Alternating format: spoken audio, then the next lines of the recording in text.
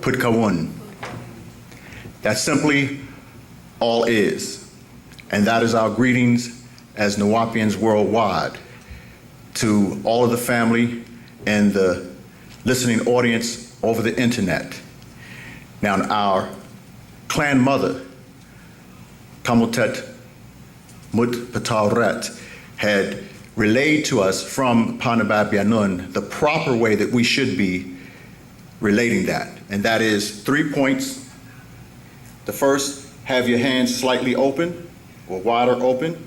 The second point, underneath the nose, you close your hands a little more, and then you close your hands all the way underneath the chin, and you bow to the person, put kawun. The older person doesn't have to bow as far as the younger person. The younger person is supposed to show reverence and respect to the older person. And that is our way, the way, given to us from the master teacher. We would first like to start off by proclaiming his innocence.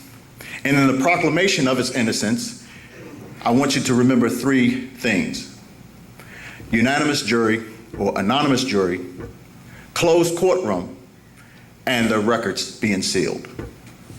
For those that are moved by the outformation, turning into information, that we are doing our best to relate to the world. We are calling out to all of our brothers and sisters, now is the time to come home. But when you are moved by this and you research on the internet, it's designed by search mechanisms so that you will look for the master teacher, Malachi Kobina York, who his spiritual and highest title is Panabab Yanun. We can get into that if you ask later. But as Panabab Yanun, that's the doctrine that moved you, because you're in a day and time that your soul is crying out for this. All over the planet, everybody is linking back in to where they are supposed to be, their mood of vibration. But they have fixed the internet mechanism to a point where you're going to see negative campaign and slander. So if you keep in mind that there was an anonymous jury and you have a right to be tried amongst your peers, he was not tried amongst his peers. It was intentionally moved to a venue that the settlers occupied. We gave them that region back in 1721, the Yamasee uprising. So that's one of the things. Anonymous jury, closed courtroom. It was in a venue where only a few amount of people, having the popularity that he had, and moved to a venue because of the media exposure, the right to give him a fair trial. It was moved to that place purposely, but it was still closed. And then to this very day, 9 years after the trial, the transcripts of the trial are still closed, or sealed, I should say. Those are the 3 things to keep in mind. Those are the 3 things that you have to remember. So in the proclamation of his innocence, that's what we would like to say. Now, with that out the way, we want to get into the doctrine that we're so moved by. And this doctrine is extremely powerful. What I want to do in this introduction, this is merely an introduction to get us stimulated, to make us think. Nuwaupu is taught by way of questions and answers. Most of us are accustomed to being preached to. Most of us are accustomed to being lectured to. But insofar as doing that, the mind becomes dead, because you're programmed and stimulated based on the words that someone else says. If you have the opportunity, as we teach in wu-nuwaupu, to take the opportunity to say, excuse me, would you please explain your power words? By that we mean certain words are used to generate an emotion. And most of us, we go to a venue to be moved emotionally, as opposed to intellectually. Here at this forum, we would like to move you intellectually and not emotionally. Because there's certain words that I could use, I could shout these words and it would stimulate your emotions based on the vibration and pulsation of the words that I picked to use. But what we want to do is stimulate your intellect. And by that we ask, bring a pencil, bring a notepad, bring the books, go through the books, study the books. One of our favorite mottos that our spiritual God and master teacher, Panabab Yanun, has taught us through the years is, don't believe me, check it out. Don't believe me, check it out. What he's really saying when he's making that statement is, don't believe anybody. Check out what anybody is telling you. So he's playing fair, meaning that there's certain books that he wrote in detail to explain our certain points. And what I'd like to do now, I'd like to walk you through from where we came to where we are now. We refer to this session as a newcomers class, but it's really a misnomer. Because if we say a newcomers class, Nuwaupians that have been studying the doctrine for, let's say, a year, 2 years, 3 years, because of the metamorphosis that it is going to and that it is changing into, they still are numb when it comes to taking on their responsibility to spread this information out to the world. If you spread it out to the world, all of the things that the master has been teaching over the years, it will not be in vain. So I'm going to take the opportunity to walk us from one point in our comprehension and understanding to another point. And I would like to do that and show you certain points why it's important to be informed by the updates. Now, if you're here for the first time, if you're here for the second time, if you've been following something on YouTube from our spiritual God, Panabab Yanun, Malachi, New York, if that has been your motivating factor to have you here today, one of the things that he taught us about 13 years ago, and it was one of our spiritual classes, and he said in that class, he said, it doesn't make a difference if you've been following for 20 years or 20 minutes, as long as you are prepared to do the right thing. So it's a misnomer to refer to this session as a newcomers class, because a lot of the things that we've been talking about for years have been uncovered. And now it's a great coming. It's a great gathering. A lot of people are coming to us because they know we have the answers. They know we have the answers to a troubled world. Things that we were saying 20 years ago, and we were being laughed at, now people want to know and have a clear understanding. But I'd like to take you to the author's note. And this author's note was in a few of the publications that was out in the year 2000. And I want to just walk through this, if we may, because there's people have fallen and they've been accustomed to just staying locked in to a particular aspect of what we taught, as opposed to broadening their horizons or continue to walk that long walk on a short path with their spiritual guide. Some have even gone so far as to launch off on their own and fly their plane themselves. That's fine, but they can't land on the runway of answers to questions. So we're at a point where we're calling all of them back. We're calling Horahotep back. We're calling Khonsu Hotep back. Yeah, I said it. I'm calling you out. This is the time we're calling you. Bun, we're calling you back because we need you at this time. However, as you've seen, we can still do this with or without you. We would rather do it with you, but we can still do it without you. Rick, you're leading people astray. You don't have answers. We don't have time to debate what you're supposed to already know, because the books have been written. If you see what's being put out now, go through Patarak. I dare you, because this is affirmation that's coming through the spiritual God, not from him. The Natharu still find a way to get their message to those who are supposed to go. So the vortex is open, 2013. It relates to the Philadelphia experiment as far back as 1943. It relates to us at this point now. You have to comprehend the Atom Smasher project that took place in 2008. Why it changes a prophecy that was given in the Holy Tablets, that they will continue to try to abduct us up until the year 2043.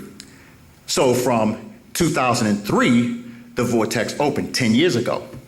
And we have yet to fully comprehend all of the affirmation that came through in the period of his incarceration, from 2003 to 2013.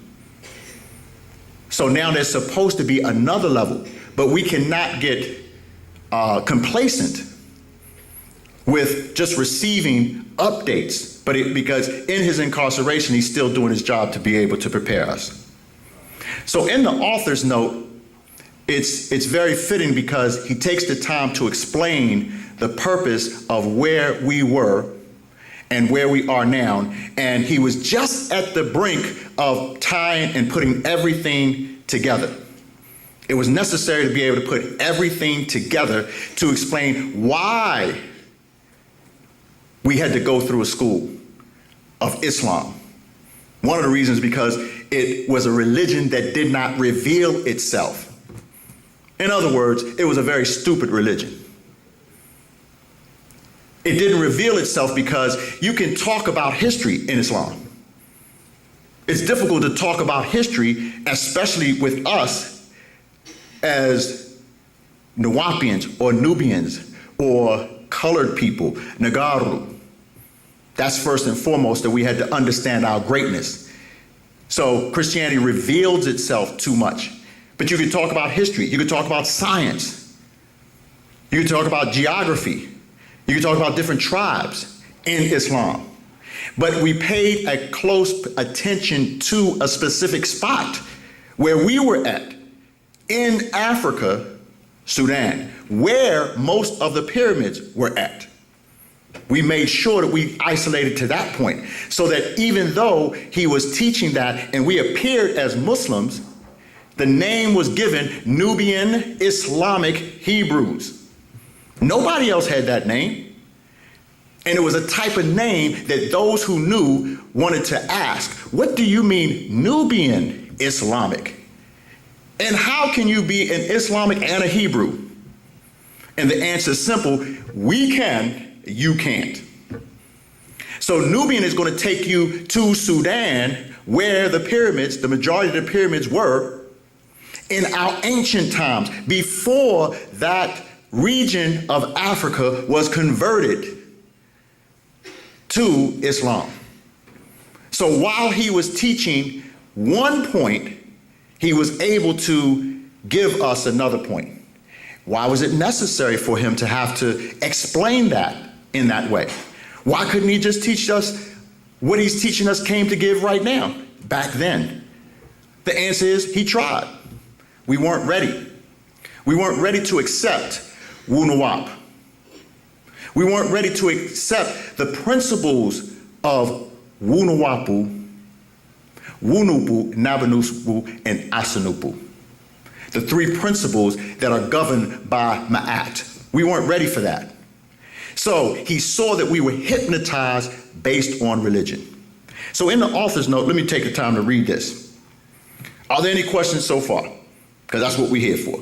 All right, okay, I still gotta work to stimulate your consciousness here, so you feel comfortable with asking a question. That's fine.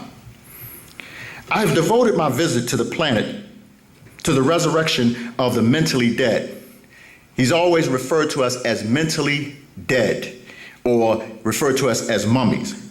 Or he says, which I affectionately refer to as mummies. Never did I know that the evil one had done such a great job with these people, both mentally and physically, as to have them hate self and kind. That's one of the spells. We refer to it as racial indifference.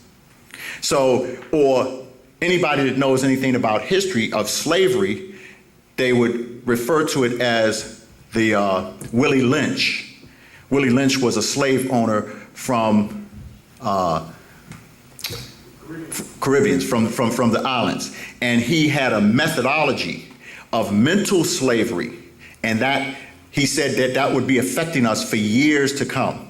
And so the master teacher, the reformer for this day and time, the Mujaddid, Panabab Yanun, had to address that issue that we hate self and kind. And although he was teaching for over 40 years, that still affects us to this very day.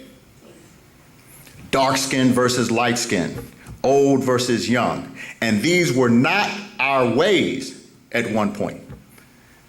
We had a way with nature, natural nature, that we have to get back to.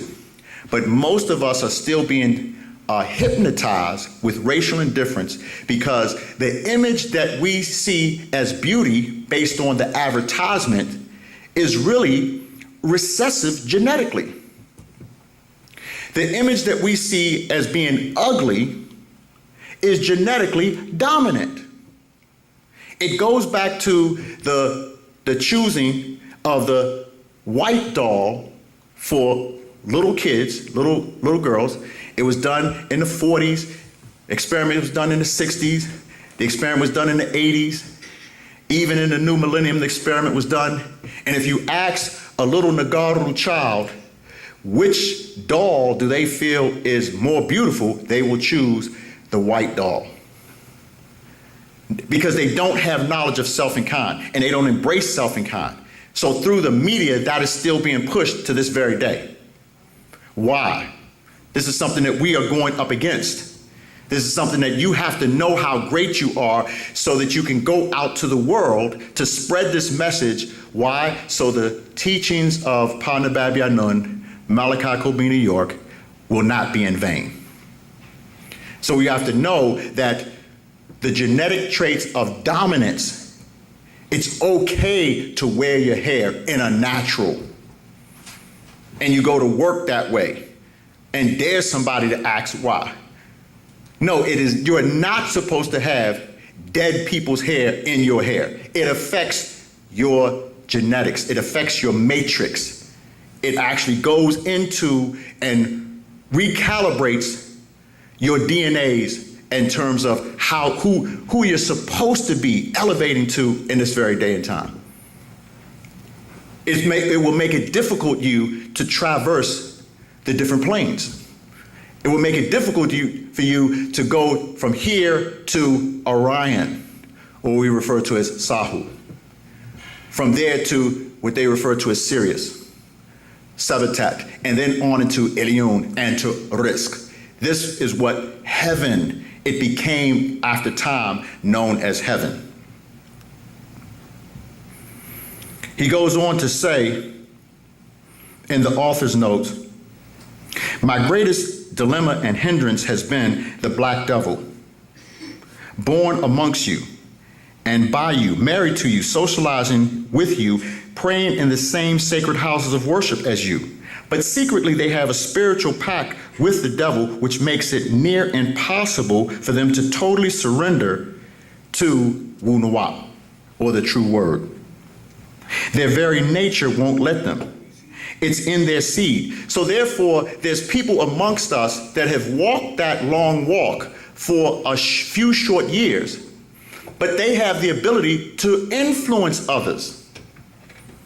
I mean, me personally, I came for the spiritual God. So there's nobody else that can influence me. Now, I may be able to learn something from them. I'm sure I can definitely learn something from them. You may be able to learn something from me. But we always taught through the years that if you stumble, we are traveling across the desert. In other words, the desert, for those that know, they always traveled at night because it was so hot. And the sun reaches a certain point where it will kill you. So we were likened to go this journey of walking with our spiritual guide to cross in the desert.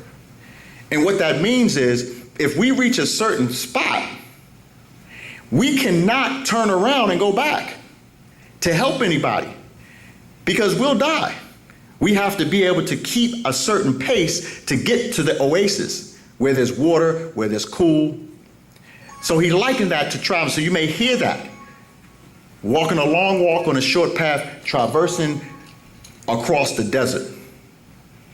So we don't have time, and that's why we're asking, now is the time to come. You may not really know how to come back. We will welcome you with open arms.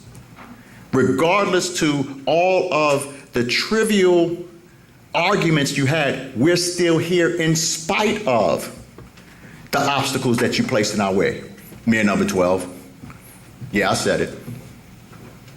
But we're still here, and we have a beautiful home. If more people would help, we don't need businesses. Our readership is 1 million strong. Just put $1 in the pot, and that'll help us to get further along. But back to the doctrine. Or I go from temple to temple, and I sift to find those beings that wish to become one with the supreme in all. Those that wish to know the way, the truth, and the light of our Heavenly Father. As I am known throughout the mystical schools, the incarnation of Tehuti, Thoth, or the student of Great Tum known as Atum Re. That's where you have the 3 in 1, the Trinity. Not just God the Father, the Son, the Holy Ghost. That came years later. That's relatively modern to the time frame when the Natharu walked the earth. When God's extraterrestrials, in other words, they walked the earth and they left what they taught in tombs, sarcophaguses, institutions of higher learning, certain places like Atlantis, Lemuria. They taught in those places, and they left information there. So at the point where they walked the earth and left that information, it became known through a lesser degree of knowledge by way of the Father, Son, and the Holy Ghost. But when you say Atum, Atun, and Amun, and they just use Amun as to end the prayers with, and they'll translate that as the faithful. But when we give our chants and prayers, we use all 4. The 4th one is the female principle, very powerful, of the mystery of darkness, and that would be Anun. Anun Re. So Anun, Atum, Atun, Amun. And the 3, it goes in 3 because the 4th one, 4, would represent the secret. 4 represents, as a true master, even though we have to listen to your slander on Facebook, we recognize now that we didn't recognize then the importance of keeping a secret. So a true master will allow you to say what you want to say and converse with you in Atum, Atun, and Amun, but you'll never know Anun because you haven't walked that walk continuously with the one who was sent to us to be able to guide us. So I, Noble Dr. Malachi York, the Grand Mufti, or the Great Potentate, the incarnation of Thoth, the Tum, also known as Atum Re, the first point of the resurrection from ignorance to the right knowledge, the right wisdom, and the right overstanding. Or as you go to Book of Revelations, the 3rd chapter, the 14th verse. I have blended in with each of the 3 monotheistic religions most interesting to my people. I lived as one of them, I practiced as one of them, in order to reveal the misconceptions of those doctrines that have plagued and disease the minds of my people. Many take offense to that practice. So he lived amongst us with each one of these schools that he developed. And keep in mind that what we're teaching now that sounds so outlandish is what he came to teach 40 years ago, and we weren't ready. Amongst the Arabs of al-Islam in the degree of Mohammedism, we refer to it as just a mere degree. Why a degree? I'll bring your attention to one of the scrolls that he wrote about our prayer. It's called Ashutat in Nuwaupu. And before he gets into the explanation of how we're supposed to be praying, in the introduction of that, he'll explain what the different schools were and the purpose. And he's explaining that we should have mastered by now the rudimentary degrees. When we're using Mohammedism, that's a rudimentary degree.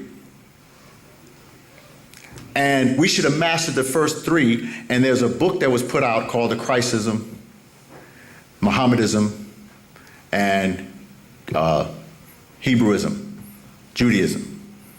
So we should have been past those points.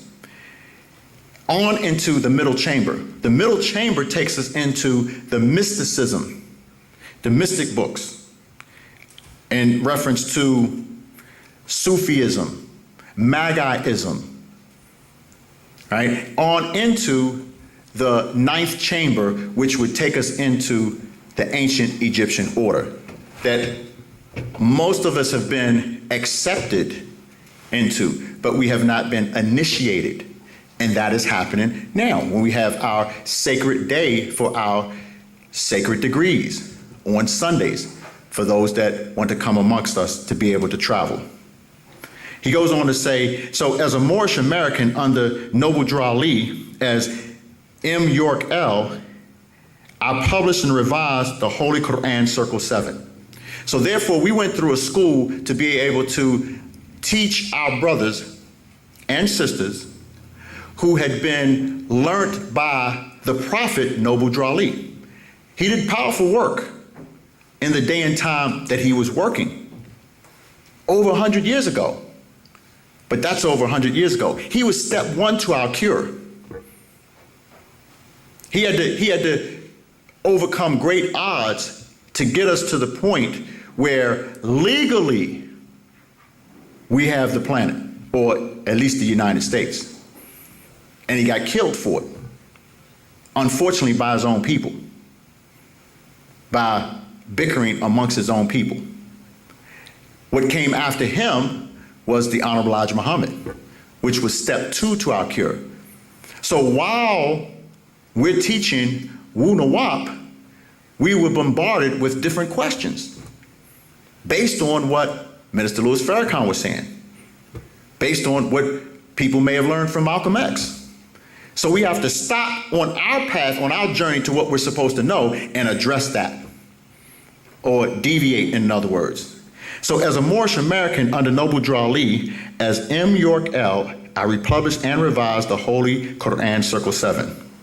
Their connection with the Nation of Islam, known as the Black Muslims, encouraged me to do an in-depth study of the teachings of Master W.D. Fard, Allah in person, his final messenger, the Honorable Elijah Muhammad. I released several books explaining in depth their doctrine, which led me to another ex-member of the Nation of Islam named Clarence 13X, a self-styled Allah, who founded the 5% Nation of Gods and Goddesses.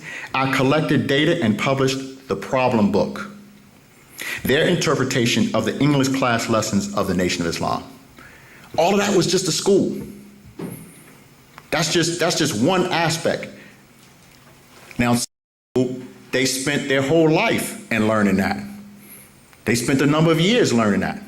But that was, when we say walking a long walk on a short path, we accumulated a lot of their information in a short period of time. So that now we're supposed to be able to, if that's your background of spirituality, myself as a representative of the master teacher teaching in such a way so his message does not become in vain, I have to be able to then walk through the school to be able to walk you through to get you to wu-nuwaupu. Amongst the Christians, in the degree of Christism, I am known as Reverend Malachi York, or Dr. Malachi York, pastor and founder of the Egyptian Church of Christ Incorporated, through the School of Christism. Now, we had another degree we referred to at one point as HTM, Holy Tabernacle Ministries. Not understanding that the HTM was a dual acronym. Holy Tabernacle Ministries, as well as Heliopolis, Thebes, and Memphis. Heliopolis, Thebes, and Memphis because we were learning Egyptology. We were going into Egypt as though those were studying Egypt. So we had to understand to be able to dialogue with them as they study Egypt. By the time you get to the ancient Egyptian order, you are Egypt, but not with a Y, you're now Egypt with an I. I is the 9th letter of the English alphabet, and that represents the 9 principle, the 9 mind. So every time he's teaching each one of these schools, it's a dual purpose. He has to teach in a way that you understand so that you would be able to ask a question so he can give you information so that you would lead to affirmation so you would understand. Hope you're following. If not, ask a question and we can go into it. Are there any questions so far? No questions so far. We got one. If you would step up to the mic so that if there are any questions, just step up to the mic, and that would be an indication to me to slow down and to shut up and allow you to ask a question. If you just step up to the mic, as the young lady's doing right now, that will let me know. But don't allow me to hypnotize you now, because I'm not supposed to be preaching now. But again, I'm trying to stimulate your intellect in such a way where you start thinking. And that's why we have to be able to get this affirmation. Yes, ma'am. What is the difference between God and extraterrestrials? The difference between God and extraterrestrials. In essence, there is no difference between God and extraterrestrials if you get to the essence of what an extraterrestrial is. And it's good that you said extraterrestrial and you did not say alien. Because alien can be somebody on the earth, beings on the earth. And that's, the question is profound because it's going to take us out of persons, places, and things. It's going to take us out of the ghost spell. So there was a series of books that the master wrote called the God series. And ultimately, he was trying to explain that God is an extraterrestrial. So there really is not any difference. But if you walk Genesis, you'll see in the beginning, God created the heaven and the earth. And the earth was without form, void, darkness was upon the face of the deep. And the Spirit of God moved upon the face of the waters. Let's stop right there. Because if his Spirit moved upon the face of the waters, he was inside of the realm of the earth. So he's given a size in relation to the earth. That could not be God in heaven. If you travel further on into Genesis, as the story goes, you're going to see a transition that God is making. Because he's no longer just God. Genesis 1 just gives you God. Genesis 2 gives you Lord God. So the next time a Jehovah's Witness knocks on your door and he's witnessing to you that God's name is Jehovah, just simply ask, what is the difference between God and Jehovah? Is there a difference between God and Jehovah? They will say no. If they're really sincere, they say, I need to go back and ask. But these are answers that we have traveled and we have in our degrees. To understand that ultimately God is an extraterrestrial It starts there to comprehend the difference between God and Lord. So Genesis 2 is going to give you Lord God. Genesis 3 is going to give you Lord God. Genesis 4 is going to give you Lord, not God. If you keep on walking through Genesis, by the time you get to the 18th chapter where Abraham is being introduced, he's being introduced now to the Most High God. What would the difference be? Is there a difference? Don't fall for the big G, small g. Don't fall for the trap of, by the time you get into the book of Psalms, God said unto, or the Lord said unto my Lord, or God standeth into the congregation and judgeth amongst the gods. And to make the distinction, they'll use the big G and the little g. That's only done in English. But if you was to use, that's why we refer to the online Bible, because it gives you, it's like an interlinear Bible. An interlinear Bible is a book that gives you word for word translation. And if you study the word for word translation, you would see that in Hebrew, there's no distinction between the big G, little g. There was a whole book that was written on that by the master teacher. God, God, God. Big G, small o, D. Big G, big O, big D. And small g, small o, small d. God, God, God, what is the difference? There is no difference.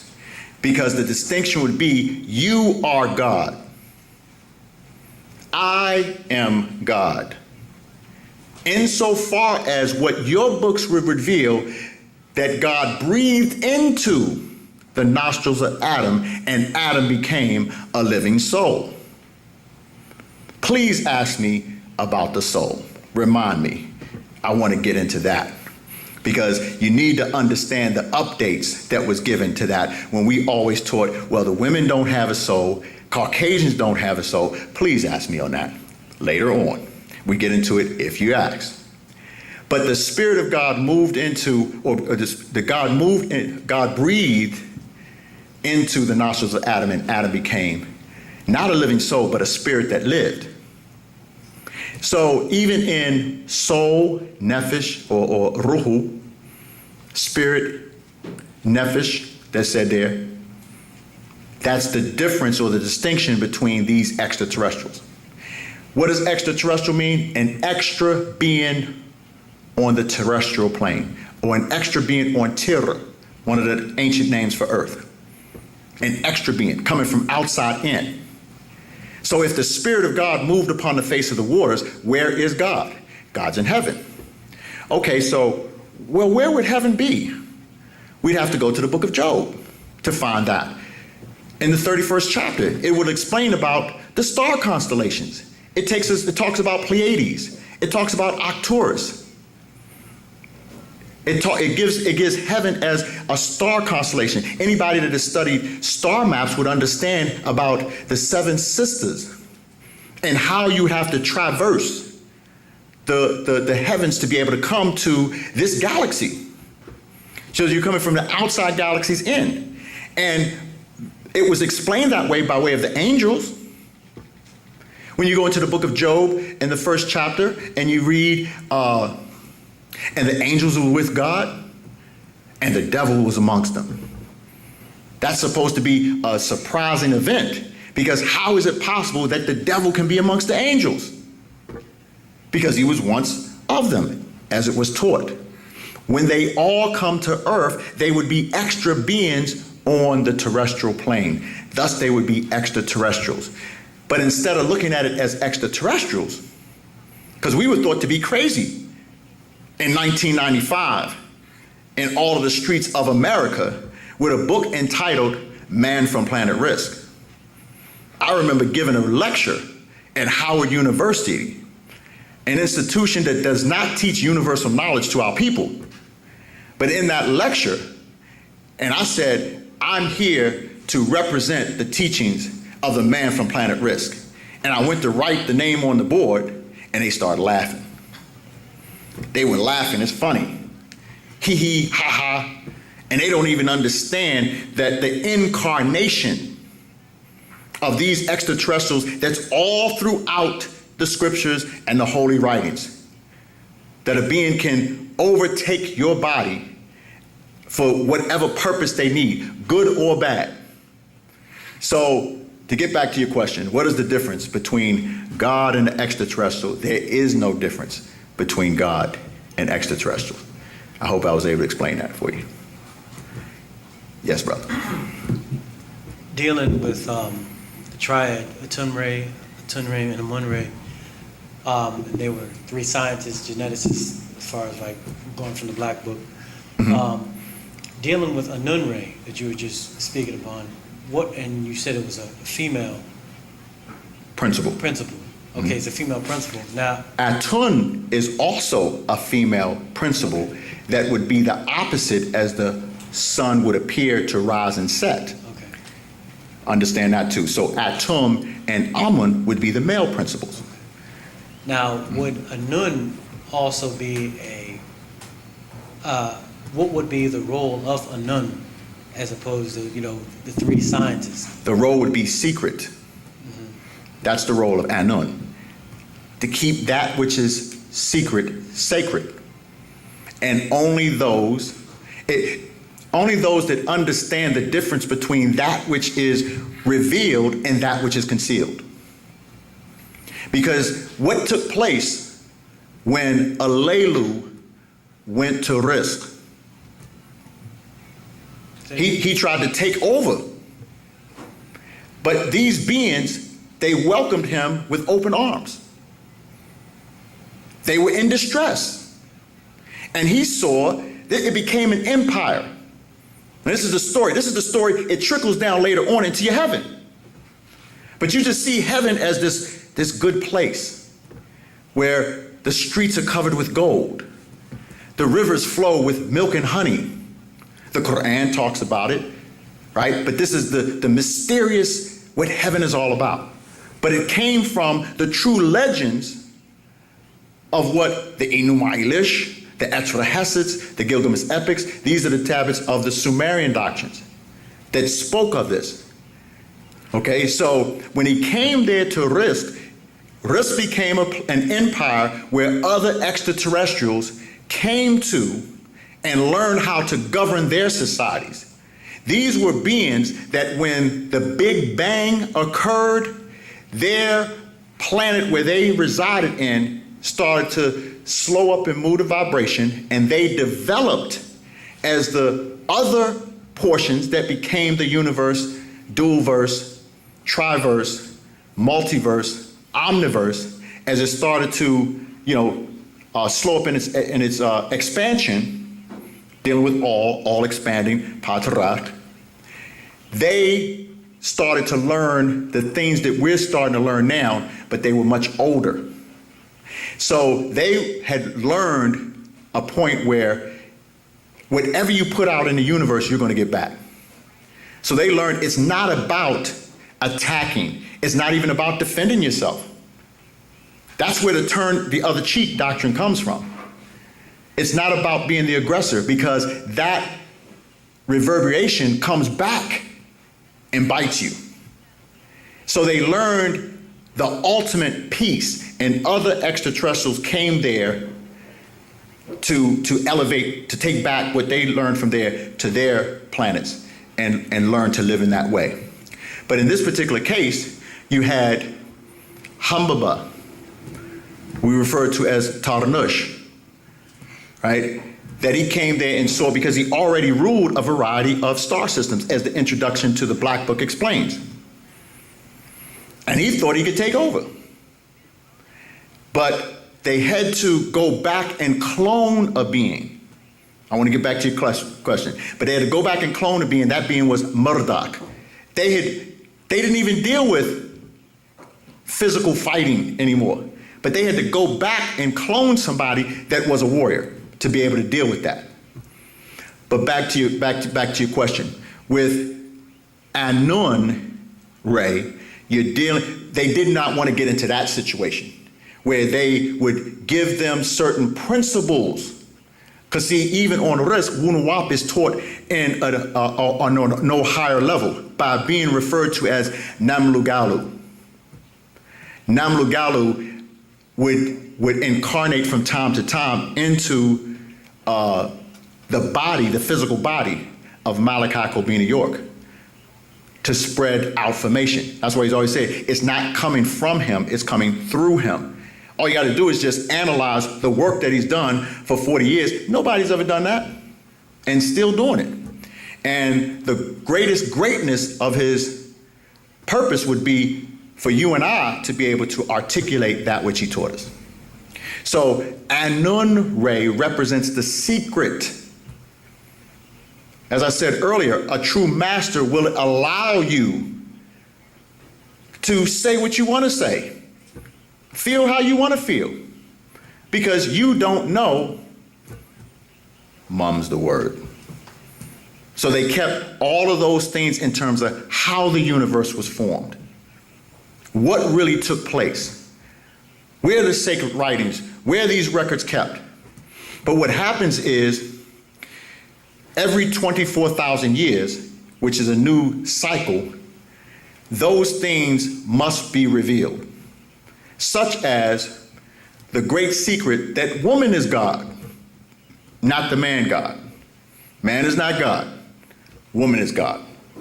She becomes the mistress of darkness and is likened unto the womb. They know for a fact now through the Hubble telescope that the Big Bang did happen. Where's that in the Bible?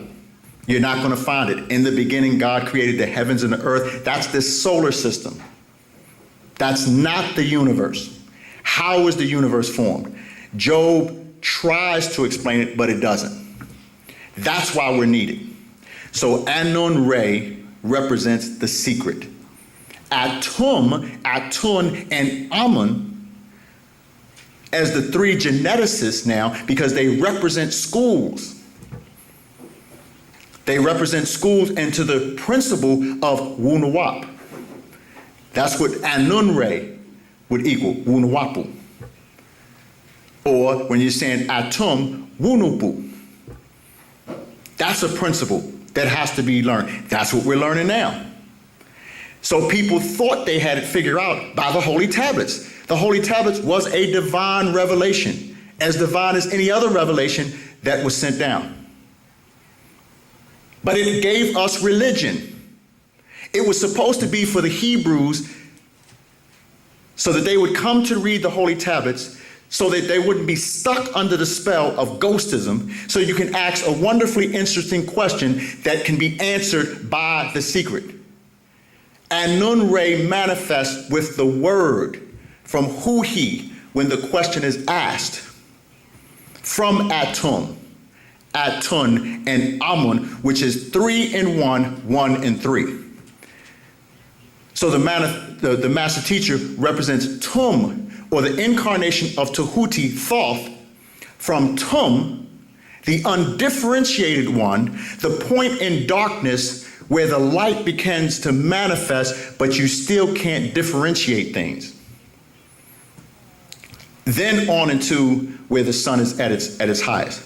All 3 in 1. So when you're saying Atum-Re, you're saying Amun and Atun in Atum-Re. The 3 points of the sun, the real Trinity from which it originated. So they would go out and teach, and then they established their schools, and then they had triads, they themselves. So you had the triad of Atum-Re, you had the triad of Atun-Re, the triad of Amun-Re.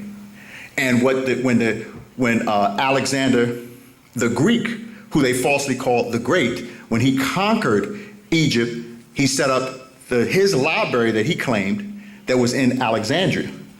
Wasn't really named that. But he started naming those cities and those deities there after themselves. And it was in those libraries that they are able to learn those mysteries. But they never got to the secrets of Anun-Re, the mystery of the woman that's in darkness. As the sperm hits the ovum in darkness, the same replica of the explosion that occurred. Millions upon millions, eons upon eons of existences, where it talks about none. That's the real creation story. That's the real portion that started the universe. You know, but that's it. Anything else on that subject? Okay, all right. Any other questions? Well, with that, I'm going to humbly pass the mic to my brother, Atum Hutep.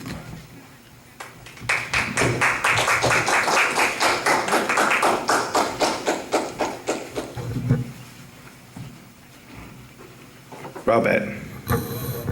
Hatep. So there are no questions. So you, my brother's great dear good brother, Mintu Hotep. Mintu, right? Mintu. Yeah, like you were saying earlier about, the principles and stuff like that. A lot of these guys ran with our doctrine. This is why Pop said when 1967, 63, when he came with the information, a lot of people wasn't ready for the information. So Pop had to pull back. And one of the tapes he had called Why We Use Islam, because Pop said Islam was the stupidest and most stubbornest religion on the planet Earth, and was also the most fastest growing religion at the time, because it was being associated with the Black Power movement. You feel what I'm saying? So what happened is, because Islam is a numb religion, you don't question nothing, because you're dealing with alif lam, alif lam, alif ha, right? Which is words in the Arabic language where you see no being, you hear no being, it's just a word. You know what I'm saying? When you deal with other doctrines, they had statues or even people who represented these so-called deities. But when Islam, it was just a spook, an apparition. You feel me? And what happened is these guys were so in depth in these religions that they wouldn't question nothing. This is why Pop had to bring wu-nuwaupu and repackage it into this religion, you feel what I'm saying, that we call Asarism. You know what I'm saying? Like he was saying earlier, Nubian, Islam, and Hebrew, because we had our own doctrine. It was a spell created, especially a formula, to break you out of a stronger spell. Like a master teacher would liken it to, if you were to go to Africa, you would have to take a small shot of malaria, right? So you wouldn't die if you came in contact with, the actual malaria itself. This is what shots are. And this is what wu-nuwaupu was doing in ancient, back in the days in the 70s, is that he'll give you what you wanted, which is religion, so you can want what he has to give. A lot of people came into the doctrine because this is something that the master teacher taught us when we was upstate New York, on Nubia or Jezza. He said a lot of people come for different aspects of the doctrine, because the way Pop writes the doctrine is not absolute. It changes. It's a nature doctrine. Meaning that no matter where you are on the planet Earth, right? If you have a doctrine and you go to a certain particular area of that planet, right? And you live there and you have a doctrine, your doctrine will have to change according to your environment. You feel what I'm saying? You cannot practice Islam in the North Pole, Antarctica, practicing Sunnah, because your Jalabir cannot survive in sub-temperature, weather. Just like an Eskimo cannot practice what he practicing inside the North Pole, Antarctica, or Alaska, and go into a desert environment. You feel me? That means that your doctrine will have to adapt to your surroundings. This is what happened in religion. People got caught up in their religious doctrine for that particular region, because the region that they were living in, that doctrine or their dress code was conducive to that region. But what happened is when this doctrine started going out into the world, and when people who were so fanatical with it, they were going to people of other countries and they were conquering the countries and forcing people into their doctrine. This is why you'll see jalabias and emas and yarmulkes and so-called different dress codes for different empires in different parts of the planet Earth that has nothing to do with the natural environment. You feel what I'm saying? So what happened is the master teacher had to create a special formula to break you out of it. A lot of people came in for the racist part of the doctrine. Some people came for the spiritual part of the doctrine. People came in for the scientific part of the doctrine, and people came in for the religious part of the doctrine. You feel me? And these are the brothers that he mentioned earlier. A lot of these guys came in with their own doctrine, right? Pop gave you what you wanted. You wanted religion. You wanted racism. because this is what attracts you to the doctrine. When you read the doctrine, it doesn't go, this is it. Pop jumps because he's reaching people. You know what I'm saying? And what happens is a lot of people, what you call a Hebrew Israelites, Muslim, Sunni Muslim, Sunni Islam Muslims, Orthodox Christians, Orthodox Jews, the conscious so-called community, they were all attracted to the master teacher's doctrine. But when they came into the fold of our organization or our tribe, they tried to change our doctrine to fit their ideology. Well, why can't we do it this way? Or why can't we do it that way? Because you are going and trying to change a doctrine, right? This is why Pop said, I'm giving you what you want so you can want what I have to give.